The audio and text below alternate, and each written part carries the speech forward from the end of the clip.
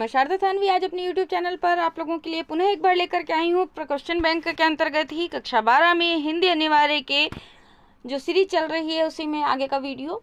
आज बच्चों हम कर रहे हैं खंड ब में ही 51 से लेकर के 60 तक के क्वेश्चन के आंसर्स। देखिए सबसे पहला 51 नंबर क्वेश्चन है आपके पास में प्रश्न बैंक में खंड ब में जो 51 नंबर क्वेश्चन है वो है आहा मेरा गोपालक देश कथन में निहित मानवीय संवेदना को व्यक्त कीजिए।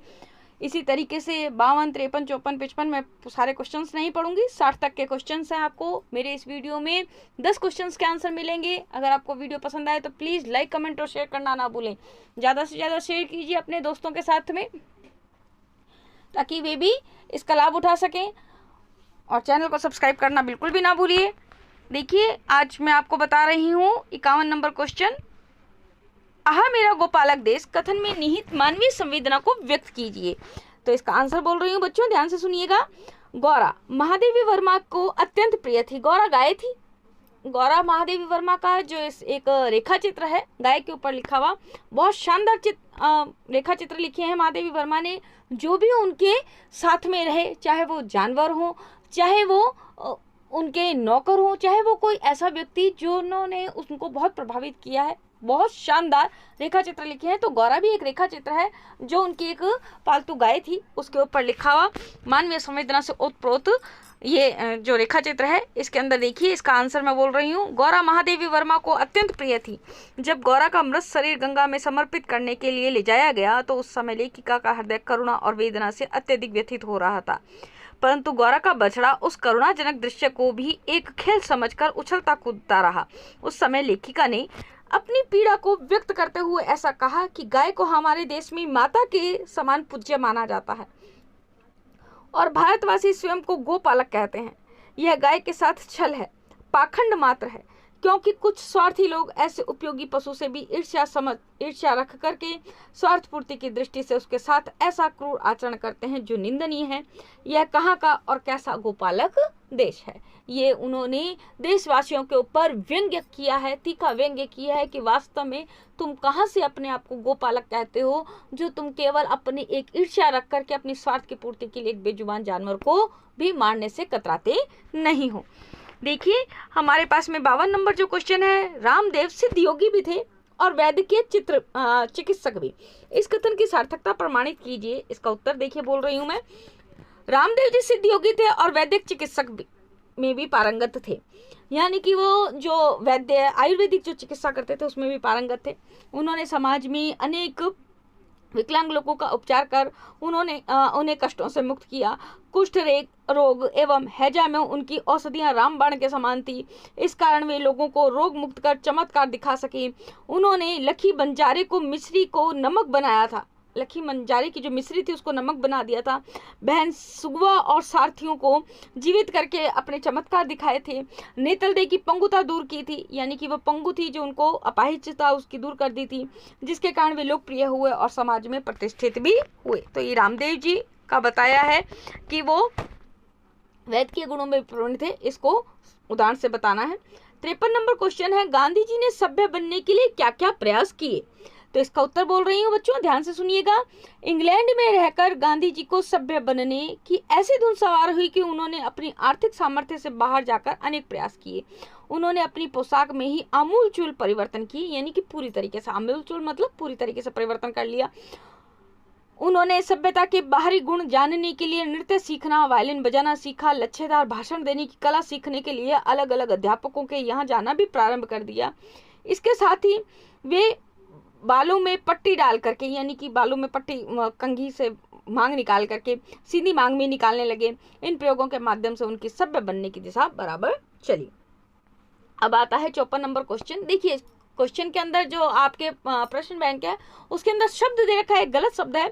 यह मेरी शिक्षा है तुम्हारे आगे आंचल पसारती हूँ। शिक्षा नहीं है बच्चों, वहां पर भिक्षा है। यह मेरी भिक्षा है तुम्हारे आगे आंचल पसारती हूँ। यह वाक्य किससे, किसने, किससे व कब कही है। तो ये सेंटेंस लिया गया है आपके पास में, उसने कहा था, जो कहानी है उसने कहा था, उससे लिया गया है ये सेंटेंस।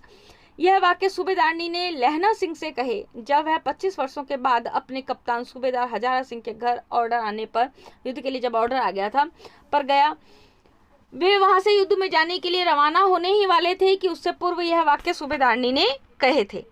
55 नंबर क्वेश्चन है आपके पास में, जिसकी स्मृति मात्र से ही मन सिहर उठता है, यानी कि कांप उठता है, वह वेदनामयी स्मृति क्या थी? अब तो इसका उत्तर बोल रही हूँ। देखिए, जब गौरा बीमार हुई तो लेखिका ने बाहर से चिकित्सकों को बुलवाया, उनके कहे अनुसार उसे गौरा यानी कि गाय को डॉक्टरों को दिखाया और अनेकों उपचार भी किए, इलाज भी किए, वह इलाज भी करवाया, इंजेक्शन भी दिए गए, परंतु अंत तक कोई लाभ भी नहीं पहुंचा। गौरा का मृत्यु से संघर्ष करना आरंभ होना ही लेखिका की वह वेदनामय स्मृति थी। तो हमने कर लिए हैं 55 क्वेश्चन बच्चों। अब हम करेंगे 56 नंबर क्वेश्चन।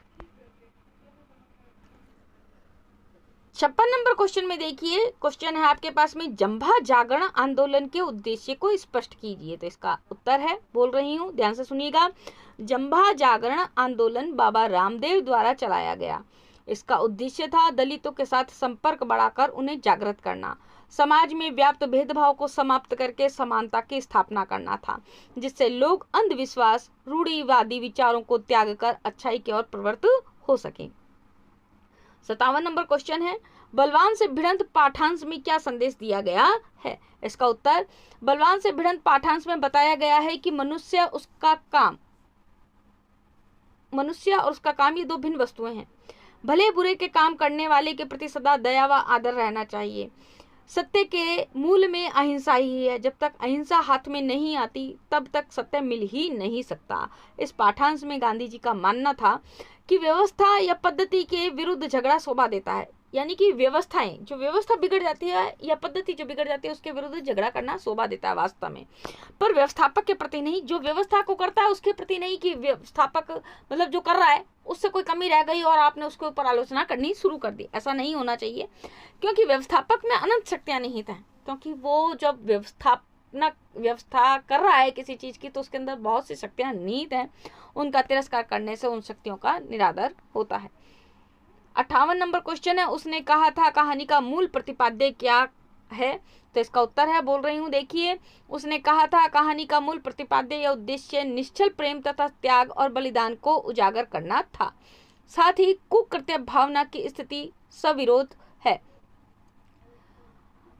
चरित्र की दृढ़ता, भारतीय नारीत्व तथा तत्कालीन स्थितियों को उजागर करना भी कहानी का प्रतिपाद्य है। इसमें वासना का लेश मात्र भी समावेश नहीं है, बल्कि पवित्र प्रेम का सात्विक प्रभाव परिलक्षित होता है। अब है हमारे पास में 59 नंबर क्वेश्चन, आत्मिक शिक्षा अंश से हमें क्या शिक्षा मिलती है? इसका उत्तर है, आत्मिक शिक्षा के संबंध में गांधी जी का मानना था कि विद्यार्थियों के शरीर और मन को शिक्षित करने की अपेक्षा उनकी आत्मा को शिक्षित करने का प्रयत्न करना चाहिए। आत्मा का विकास करने का अर्थ क्या होता है? चरित्र का विकास करना, निर्माण करना, ईश्वर का ज्ञान प्राप्त करना और आत्मज्ञान प्राप्त करना, क्योंकि आत्मा की शिक्षा शिक्षक के आचरण के द्वारा ही दी जा सकती है। गांधी जी के अनुसार आत्मिक शिक्षा से मनुष्य क्रोध पर नियंत्रण रख सकता है, जिससे वह किसी भी परिस्थिति में दंड नीति का प्रयोग नहीं करेगा। आत्मिक शिक्षा अंश से हमें हिंसा को, क्रोध को त्यागने की प्रेरणा मिलती है। इस वीडियो का अंतिम क्वेश्चन है बच्चों, प्रश्न 60। इसके साथ साथ में मैं एक और बात बताऊं, आज के मेरे चैनल पर, यूट्यूब चैनल पर एक मैं कहानी भी अपलोड कर रही हूं। आशा करती हूं आप लोग सुनेंगे तो आपको बहुत अच्छी लगेगी, जरूर सुनिएगा।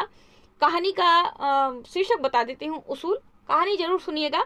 देखिए, 60 नंबर क्वेश्चन है, अब बोलना प्रारंभ कर रही हूँ मैं। 60 नंबर क्वेश्चन, जब हमारे घर में दुग्ध महोत्सव प्रारंभ हुआ, कथन में वर्णित दुग्ध महोत्सव के अवसर का चित्रण कीजिए। इसका उत्तर है, लेखिका के घर आवश्यकता से अधिक दूध मिल जाने से उसके घर में मानो दुग्ध महोत्सव प्रारंभ हुआ। दूध समय गौरा के बछड़े के लिए काफी दूध छोड़ने पर भी दूध बचा रहता था कि आसपास के बाल गोपाल से लेकर घर के पालतू कुत्ते बिल्ली तक मानो दूधो नहो का आशीर्वाद फलित होने लगा। दुग्ध दोहन के समय वे सब एक पंक्ति में बैठ जाते थे और उनके सामने एक बर्तन रखकर उसमें नाप नाप करके दूध डाल दिया जाता था, जिसे पीने के उपरांत वे सब गौरा के चारों ओर उछलने कूदने लगते और घर में दुग्ध महोत्सव जैसा दृश्य बना देते थे। तो ये हुए हमारे पास में बच्चों 51 से लेकर के, यानी कि 51 से लेकर के 60 तक क्वेश्चन, 60 तक क्वेश्चन, 51 से 60 तक क्वेश्चन लघुत्रात्मक प्रश्न चल रहे हैं बच्चों। केवल 2 ही वीडियो बाकी रह गए, 61 से 70 और 70 से 80 क्वेश्चन है आपके पास में।